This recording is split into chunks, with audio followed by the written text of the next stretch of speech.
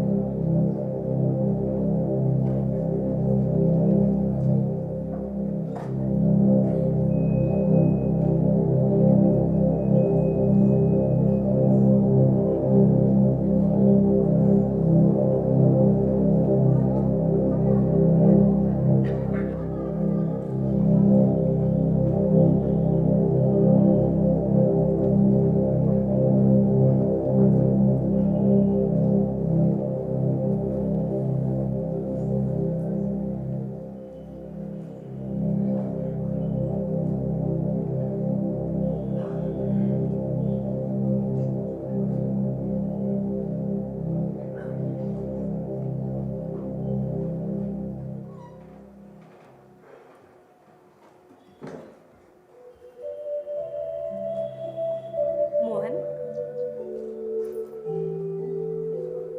सोई नहीं अब तक। तुम्हारा इंतजार कर रही थी।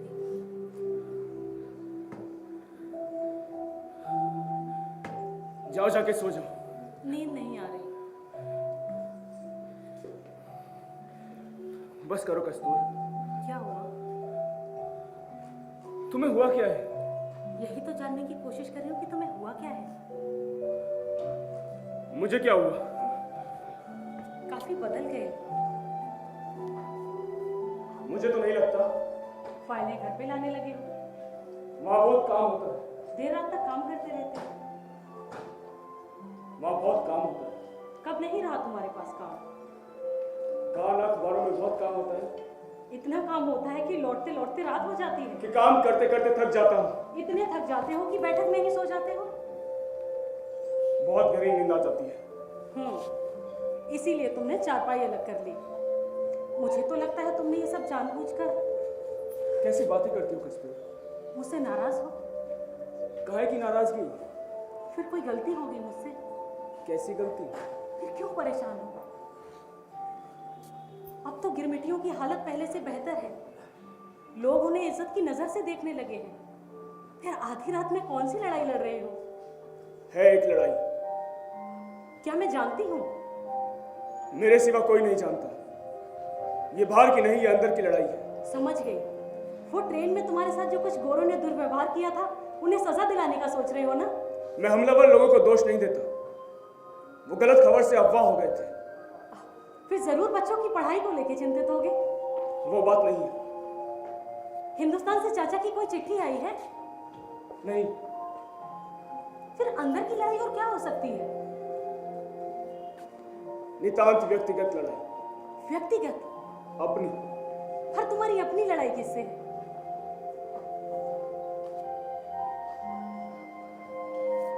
तुमसे। मुझसे? हाँ कस्तूर, तुमसे।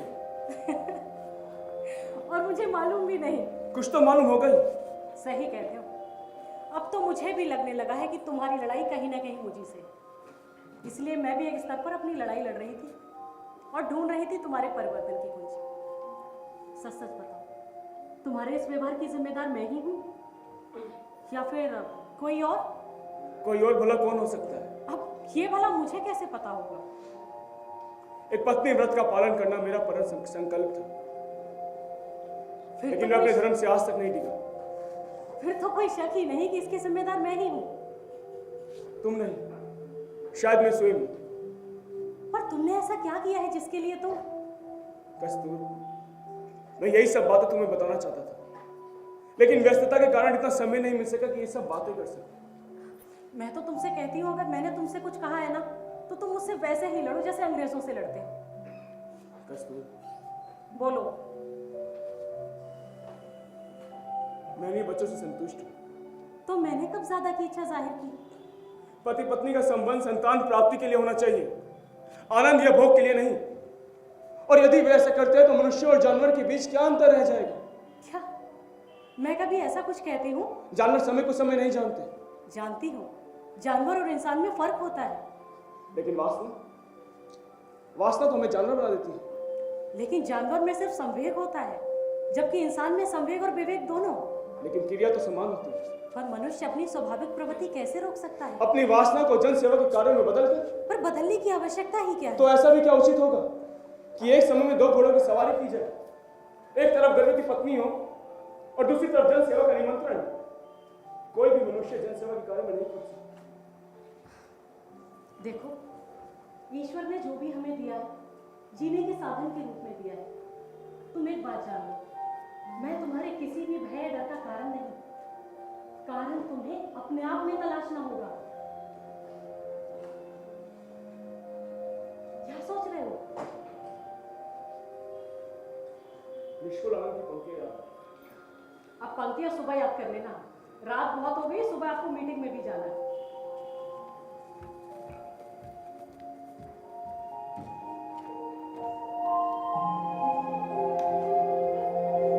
निष्कुल आनंद ने कहा है,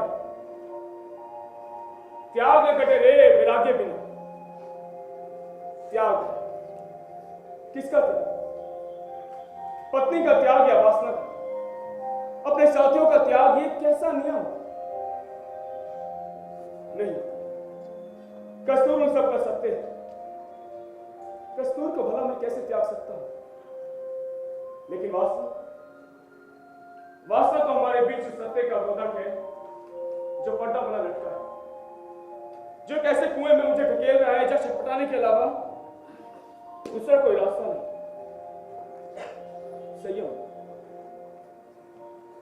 संयम इतना आसान नहीं जितना लगता है। एक पत्नी व्रत का पालन करना मेरा परम संकल्प था, लेकिन मेरी काम वासना मुझे आज तक दूसरी औरतों के दरवाजे पर खींच कर ले जाती रही। कभी मेहताब दोस्त वेश्याओं की बस्ती में खींच कर ले गया, तो कभी हिंदुस्तानी साथी एक महिला के यहां, तो कभी जहाज का कप्तान हबशी औरतों की बस्ती में। तीनों बार मैं अपनी इच्छा से नहीं गया, लेकिन मन में कोई लालसा जरूर थी जिसने मुझे रोका नहीं। मैं जैसा गया था वैसे ही लौटा।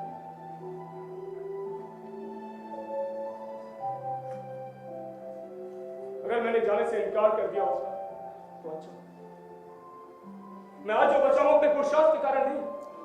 पुरुषार्थ तो तब होता जब जाने से इनकार कर दिया होता। मैं जो बचा हूं उसके लिए मुझे ईश्वर का ही उपकार करना चाहिए। लेकिन जो भी हो, और मैं हार नहीं मानूंगा।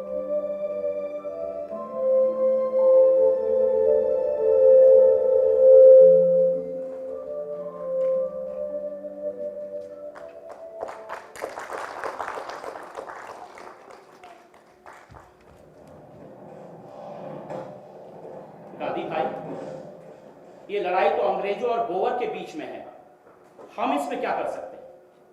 एक बात ध्यान रखनी चाहिए, आज दक्षिण अफ्रीका में जो भी हमारी अच्छी बुरी स्थिति है, इन अंग्रेजी राज्यों की वजह से है।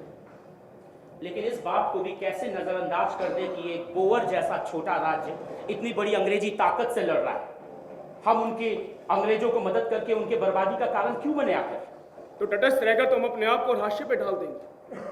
हकीकत तो ये है कि दोनों ही हम पर जुल्म करते हैं, दोनों ही यहाँ भारतीयों से लड़ते हैं। तो क्या ये उचित होगा कि हम अपने अधिकारों की रक्षा के लिए उनके सामने दुहाई दें, उनकी प्रजा होने पे गर्व करें, या फिर उनकी बर्बादी का नजारा भी देखते रहे, गांधी सिर्फ भाई, इसी लिए आप वो हम मुझे- सबसे नफरत करते हैं? आप सभी से सहयोग देने की बात करते हैं, जबकि यहाँ अंग्रेजों से आप खुद लड़ रहे हैं। लड़ रहे हैं अपने अधिकारों के लिए और सहयोग दे रहे हैं क्योंकि ये हमारा नैतिक दायित्व है। लेकिन हथियार के नाम पर तो हमने आज तक एक तलवार तक नहीं उठाई। ये उतना महत्वपूर्ण नहीं है जितना ये कि हम लोग भी उनके साथ हैं। गांधी भाई, आप समझ नहीं रहे। अंग्रेज हमें कूली बनाकर रखेंगे, हम उनका सामान ढोएंगे। तो क्या गलत करेंगे? बरसों पहले वो हम गिरिमिटियों को यहाँ इसलिए तो लाए थे। तो ये क्या जरूरी है कि हम सहायता का प्रस्ताव रखें और वो उसे मान भी ले? अब्दुल्ला भाई, आपकी सारी बात अपनी जगह सही है, लेकिन सच्चे मन से अगर प्रयास किया जाए तो कोई भी लड़ाई जीती जा सकती है। क्या सम्मानजनक बात है और क्या सम्मानजनक, इसकी हमें चिंता नहीं करनी चाहिए। सेवा में इसका कोई अंश नहीं। कस्तूर, चाय ले आओ। बस आ गई। चाय पीजिए। गांधी भाई की कुछ खास चाय है लगता है।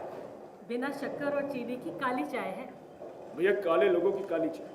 अच्छा, और हमें तो आप लोगों ने गोरा समझ रखा है। इस रंग भेद की शिकायत आप कस्तूर से ही कीजिए। दरअसल अब्दुल्ला भाई, इन्होंने शक्कर और दूध छोड़ दिया है। अगर आपको भी काली चाय पीनी है तो। अरे नहीं नहीं, अभी तो गांधी जी के फरमान का पालन करना है। हर मोर्चे पे अंग्रेजों को साथ देना है, चाहे वो मोर्चा चाय पीने का ही क्यों ना हो। बात चलिए आप लोग बातें करिए, मैं जाती हूँ।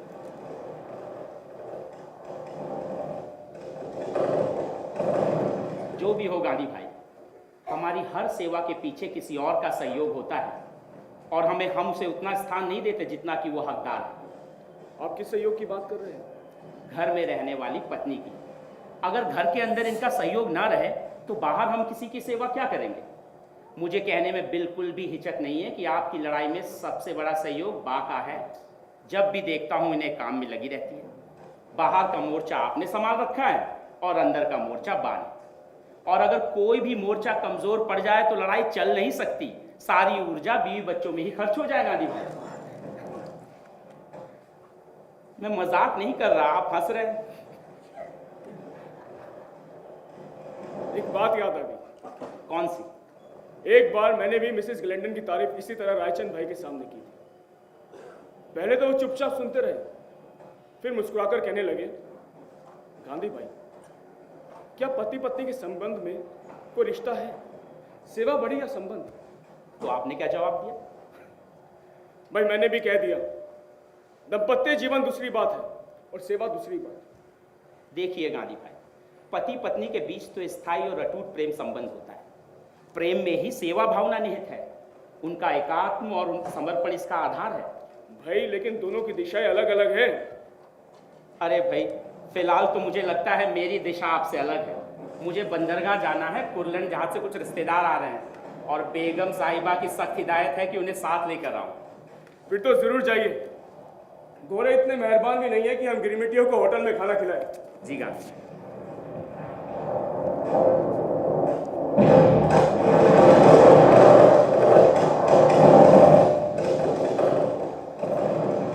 लड़ाई तो रुकने का नाम ही नहीं ले रही। अंदर की तरफ बढ़ती चली आ रही। मुझे तो बहुत डर लग रहा है। न जाने क्या। अच्छा, बड़ी जल्दी चले गए अब्दुल्ला भाई? हाँ, उन्हें कुछ काम आ पड़ा। चाय तो ठीक बनी थी ना? तुम्हारी सेवा से बहुत अभिभूत थे। वो तो मेरा धर्म है, कैसा धर्म? पति की सेवा करना। सिर्फ पति हूँ इसीलिए, या इसके बीच हमारा कोई संबंध नहीं? इससे अलग और संबंध की आवश्यकता ही क्या है? दायरा बढ़ाकर देखो। जरूरत ही क्या है? जरूरत से बढ़कर भी बहुत कुछ होता है। जैसे कि? तुम कुछ समझने की कोशिश क्यों नहीं करती? बस रहने दीजिए। जब आपको इतना लगता है कि कस्तूर कुछ समझती ही नहीं, तो हमेशा इतनी सारी शिकायतें क्यों? मुझे नींद आ रही है, आप करिए। मैं अभी देख पढ़ूंगा।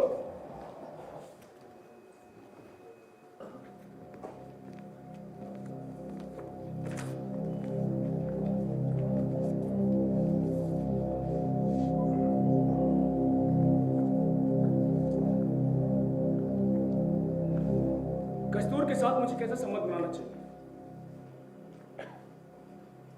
कस्तूर को पढ़ने के लिए मैं कितना उत्सुक था, लेकिन मेरी काम वासना मुझे पढ़ने की इजाजत कैसे देती? एक तो पढ़ने में जबरदस्ती करनी थी, ऊपर से पढ़ना रात के एकांत में ही संभव होता है।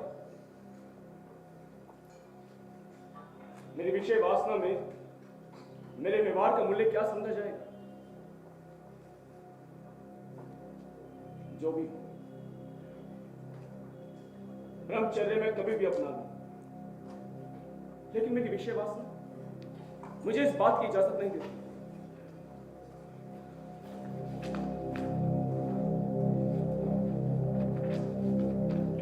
न जाने क्यों मैं एक काली गुफा की तरफ बढ़ते जा रहा हूं। इतना अंधेरा कि मैं कहां पहुंचूंगा पता ही नहीं। बस बढ़ते जा रहा हूं।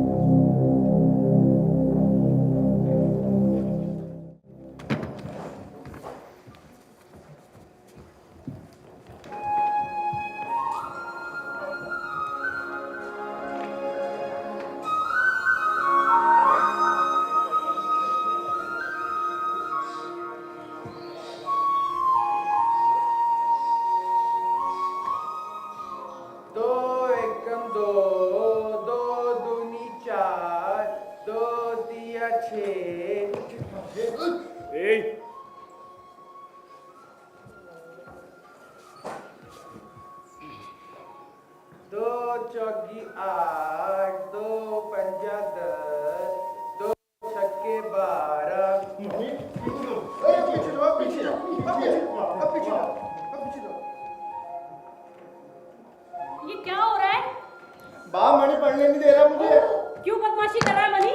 नहीं बाप, हरी भैया ना झूठ बोल रहे हैं। जरा सी हटी नहीं कि लगे खेलने? बाप मणि बार बार मेरी कापी छीने जा रहा।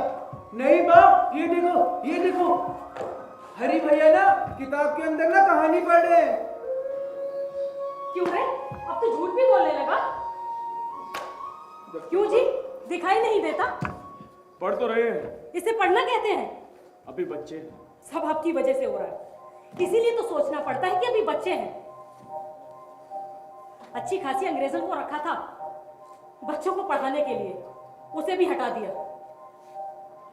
मैं बच्चों को स्वयं पढ़ाऊंगा, वो भी गुजराती में। आपके पास समय है? शाम को तो पूरा समय है। बच्चे बेचारे इंतजार में बैठे रहते हैं कि बापू आएंगे तो पढ़ाएंगे। ना ही वो खेल पाते हैं और ना ही पढ़ पाते हैं, और देर शाम जब तक बापू आते हैं तब तक बच्चे इतने थक जाते हैं कि गुजराती के कठिन शब्दों से अंग्रेजी के शब्दों पर ध्यान ही नहीं दे पाते। पिछले दिनों में कुछ ज्यादा ही व्यस्त था आंदोलन के कारण। आंदोलन तो लगा ही रहेगा। कहा ना कि मैं इनका पूरा ध्यान रखूंगा। आप मेरी एक बात कान खोलकर सुन लीजिए। आपके पास जब समय हो आप इनको पढ़ाना, लेकिन आपको दिखाई नहीं दे रहा ये बर्बाद हो रहे हैं, इन्हें स्कूल भेजना चाहिए। भरोसा रखो, मैं ध्यान रखूंगा। ये सब नहीं चलेगा। विश्वास रखो। ये पागलपन बंद करिए। तो तुम क्या चाहती हो? यूरोपियन स्कूल में दाखिला कराने के लिए मैं गौरव का एहसान लूं? मैं इन्हें स्वयं पढ़ाऊंगा। जब आपके पास पढ़ाने का इंतजाम नहीं था तो इन्हें यहाँ पर लाकर पटक क्यों दिया? वहां पर थे, कम से कम पढ़ लिख तो रहे थे। यहाँ क्या मिला? बाप का प्यार ना तो वहां था ना ही यहाँ। हाँ, 24 घंटे में एक आध बारी बापू के दर्शन जरूर हो जाते हैं। बापू, हमें वैसी तालीम चाहिए जैसे आपने ली थी। क्या कहा? अरे बेटा, जो तुम्हें आश्रम में शिक्षा मिल रही है ना, उसके पाठ्य पुस्तकों में अंग्रेजों की शिक्षा कुछ नहीं। यहाँ तुम्हारा जो चरित्र निर्माण होगा, सेवा का जो भाव पैदा होगा। बस अपने पास रखिए अपना चरित्र और सेवा का निर्णय। इसमें जो इंसानियत का विकास होगा वो सबसे उत्तम होगा। कम से कम इन बच्चों की जिंदगी को अपने विकास की इंसानियत में मत झोंको। तो तुम क्या चाहते हो? साफ साफ कहो ना। तुम समझ रहे हो। जो कहना है खुल के कहो। मुझे एक घर चाहिए। घर? ये घर नहीं है। ये घर है तो और क्या? कुछ कपड़े, कुछ कमरे, कुर्सी, टेबल और बरामदे को तुम घर कहते हो?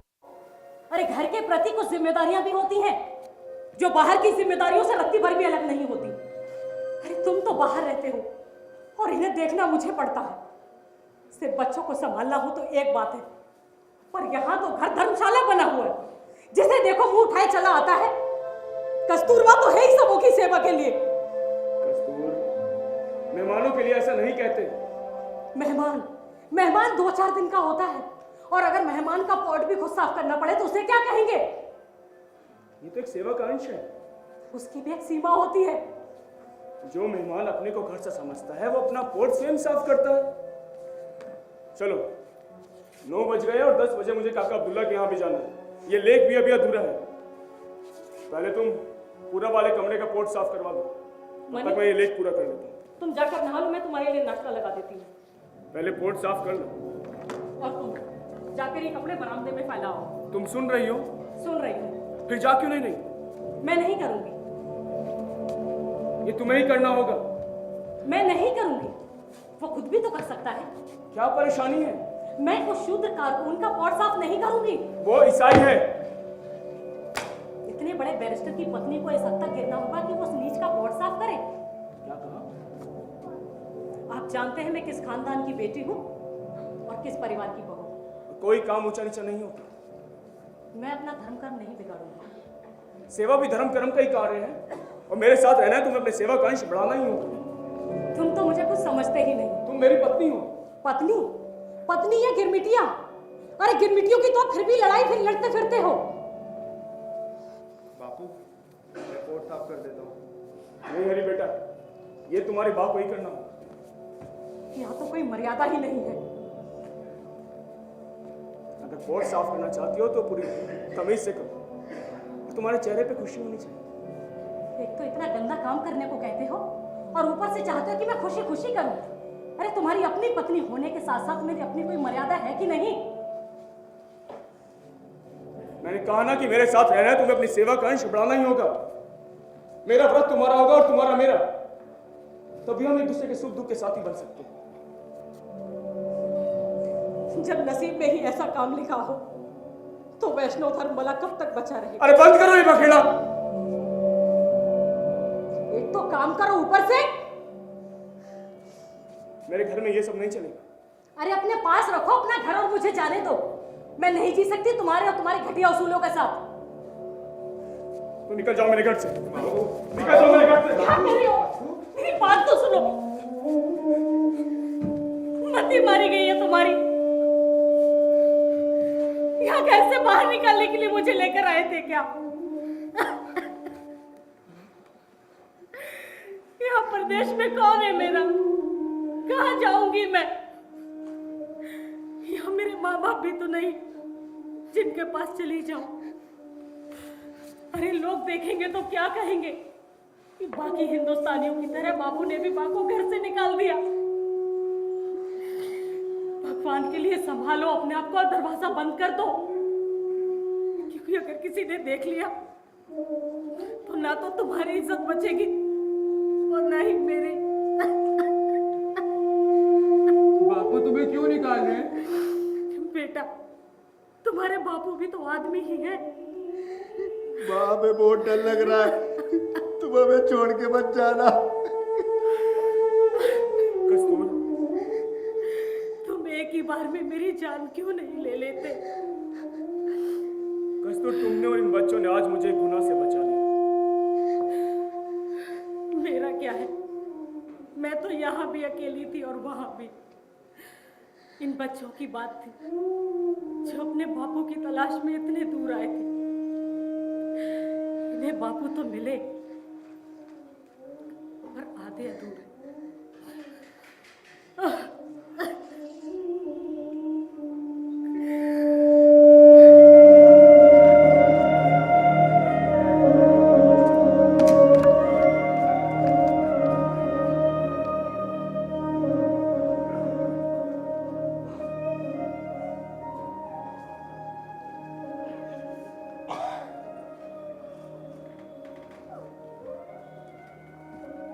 ये अचानक तुम्हें क्या हो गया? कुछ नहीं। फिर उठकर क्यों चले आए? क्या ये सच है कस्तूर? और क्या मैं तुमसे झूठ तुम्हारा भ्रम भी तो हो सकता है। भ्रम नहीं, मैं फिर से गर्व से हूँ। एक बार फिर से मैं अपनी ही कमजोरियों का शिकार होता हूँ। मैंने तुम्हें चेताया था, मुझे लगा ये मेरा भ्रम है। मैंने तुम्हें आवाज भी दी थी। मुझे लगा वो एक बेगानी सी आवाज है जिसे मैं सुन नहीं पा रहा हूँ। ताज्जुब है, इतने करीब की आवाज को नहीं पहचान सके।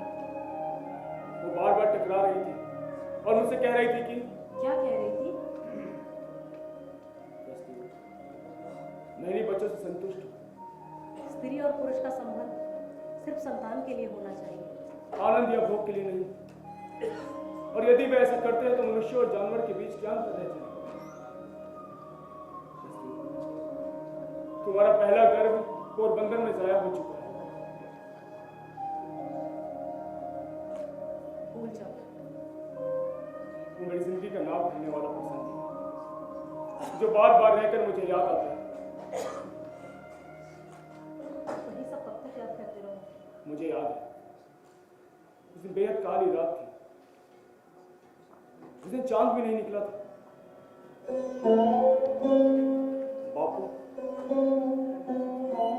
बापू की बीमारी बढ़ते जा रही थी और मैं स्कूल से आते ही बापू की सेवा में लग जाता था। बापू सारी क्रिया बिस्तर पर ही करने लगे थे। मैं स्कूल से आता और रोज उनके पैर दबाने लगता।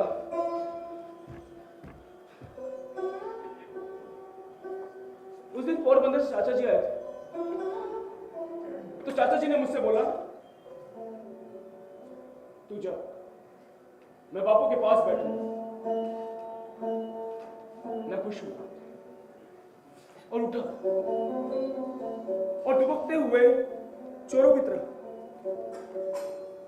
मैं अपने कमरे में चला गया। तुम मां सो रही थी, भला तुमको सोने कैसे देता? मैंने तुम्हें जगाया। तुम और मैं एक सपने में डूब चुके थे, मानो कभी ना उठने वाला सपना। तभी दरवाजे से कुंडी खटकी, मानो सारे कमरे की कुंडियां खटक रही हो। मैंने फर्श पर रखे कपड़े पहने और जाकर दरवाजा खोला और पूछा, कौन? दरवाजे पर मैंने पूछा, बापूजी कैसे हैं? नौकर ने गर्दन हिला दी। थोड़ी देर सब कुछ समझ में आ गया। उधर बापूजी प्राण छोड़ रहे थे, तुम घर से तड़प रही थी और मैं अपने माथे पे लिए इस कलंक को आज तक नहीं मिटा पाया। उस दिन इस गुनाह का नतीजा ये हुआ कि हमारा पहला बच्चा जन्मा और 4 दिन के भीतर ही मर गया। पत्नी का पास होना जैसे पाप हो गया। बादशाह के गिरफ्त में लोगों के लिए ये एक सबक होना चाहिए। एक सबक। तुम क्या मौत को रोक लेते हो? दुख होना एक बात है और दोषी होना एक। वो बस एक समय था। वो समय नहीं, वो मेरी हार थी और मैं इसी तरह बार बार हारता। इस बार मैं फिर हार। पर ये क्या है, मेरी हार मेरी जीत का आधार नहीं बन सकती? क्या इसको जीता नहीं जा सकता? क्या यह अपराधी है?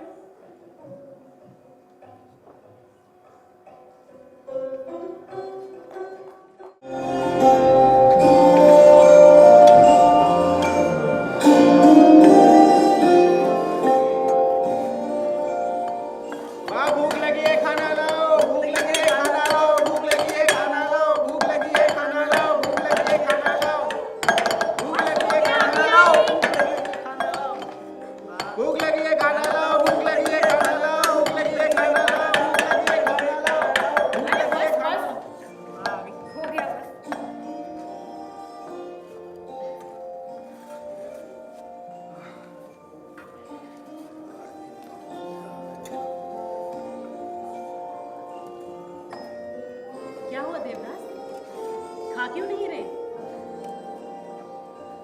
खाना अच्छा नहीं है? बा चीनी दो ना। आज चीनी नहीं मिलेगी। थोड़ी सी बा। थोड़ी सी भी नहीं। दे दो ना। रोज रोज चीनी खाना अच्छी बात नहीं। बाप ही अब तो मैं- बापू की बोली बोलने लगी। पहले तो रोज चीनी देती थी। कहाँ ना चीनी नहीं है। मैंने देखी वहां रखी है। वो आश्रम की है। रोज तो उसी में से देती हो। देख जिद नहीं करते। तो ले जाओ, मैं नहीं खाऊंगा। जब तक चीनी नहीं मिलेगी मैं नहीं खाऊंगा। मैं नहीं खाऊंगा, नहीं खाऊंगा। बदतमीज। नहीं खाएगा। बाप तुझे तेरी चीनी बाप खिलाऊंगी। बाप क्या कर रही हो? क्या कर रही हो? नहीं मार रही हो। खाएगा कि नहीं? बोल। अरे बाप। अरे मैं क्यों मारूंगी? तुम लोग सब मिलकर मुझे ही मार डालो ना। अरे मुझसे क्यों चीनी मांगते हो? अपने बाबू से चीनी मांगो ना। मेरी हैसियत ही क्या है इस आश्रम में? थोड़ी सी चीनी क्या खा लेता था देवदास कि आश्रम के खर्चे बढ़ गए। वो यादव जिसको महीनों अपने घर पर रखा, खिलाया पिलाया, यहां तक कि उसका पॉट तक साफ किया, वो जाकर लोगों को कहता है मिसेस गांधी हर रोज देवदास को खाने में चीनी देती है। बाबू, उनकी फिजूल खर्ची के कारण ही आश्रम के खर्चे बढ़ गए हैं। और उस दिन तेरे बापू ने प्रार्थना के बाद सबके सामने मेरी तरफ उंगली उठाती, सबके सामने मुझे जलील करके रख दिया और कहा आश्रम का पैसा समुदाय का पैसा होता है, उसके एक एक पैसे का इस्तेमाल समुदाय के हित के लिए होना चाहिए, और अगर हम ऐसा नहीं कर सकते तो हमें जन सेवा का अधिकार त्याग देना चाहिए। आज बा ने अपने बेटे के साथ पक्षपात किया। मैं बहुत शर्मिंदा हूं। आज देवदास है, कल कोई और होगा, और परसों ये चोरी।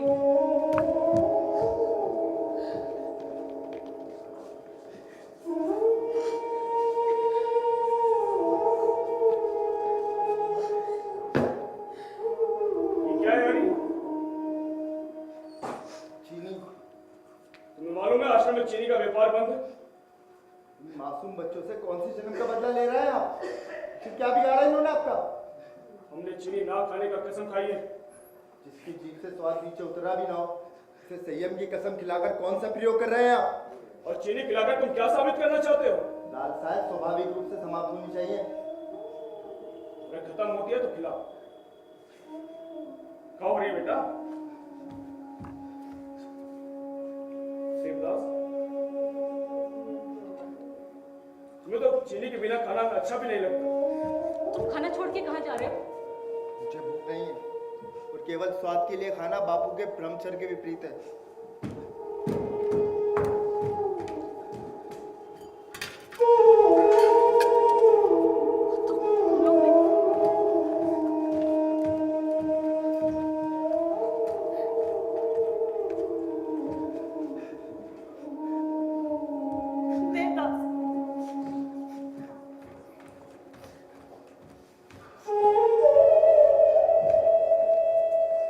मैं आज कल लड़ी को समझ नहीं पा रहा हूं, या फिर वो मुझे। कहां जा रही हो? तुम्हारे लिए चाय बना कर लाती। बात बताना। मुझे रसोई में बहुत काम है। मैंने कहा ना, मुझे तुमसे कोई जरूरी बात ही करनी। बैठो। बोलो, जो भी बोलना है जल्दी बोलो। कस्तूर, मैं बहुत दिन से कुछ परेशान से महसूस कर रहा हूं। क्यों? पता नहीं, ऐसा लग रहा है कि मैं अकेला पड़ गया हूं। तुम्हारे साथ तो कई लोग हैं, तुम अकेले कहाँ हो? विरोधाभास में एकदम अकेला सा। पर तुम्हारे साथ तो पूरा समुदाय है। मुझे अपनी शक्तियों पे विश्वास नहीं, मुझे ईश्वर की शक्ति पे विश्वास नहीं, इसलिए मैंने सोच विचार के एक निर्णय लिया है। कैसा निर्णय? मैंने ब्रह्मचर्य लेने का निर्णय लिया है। ब्रह्मचर्य व्रत? अरे ब्रह्मचर्य तो तुम्हारा चल ही रहा था, पर अपने आप को ब्रह्मचर्य व्रत के बंधन में क्यों बांधना चाहते हो? ब्रह्मचर्य बंधन नहीं, स्वतंत्रता का द्वार है। मैं प्रयत्न करने में विश्वास करती हूँ। ऐसा क्यों? क्योंकि तुमने इस बात की चर्चा सारे जहां से की, नहीं की तो बस मुझसे, अपनी पत्नी से। क्यों? तुम्हें डर था कि मैं मना कर देती? शायद मैं डर गया था। शायद मैं डर गया था कि मैं तुम्हें ये कैसे बता पाऊंगा। लेकिन कस्तूर, मैंने सोचा है कि हम शैया का त्याग कर भाई बहन की तरह जीवन व्यतीत करें। जब तुम्हारे प्रयोग की वस्तु नहीं रही तो बस अपनी मर्जी से कुछ भी बना दिया।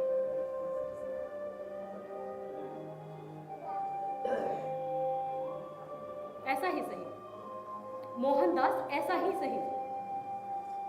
हम बहन भाई की तरह रह लेंगे, मुझे कोई आपत्ति नहीं।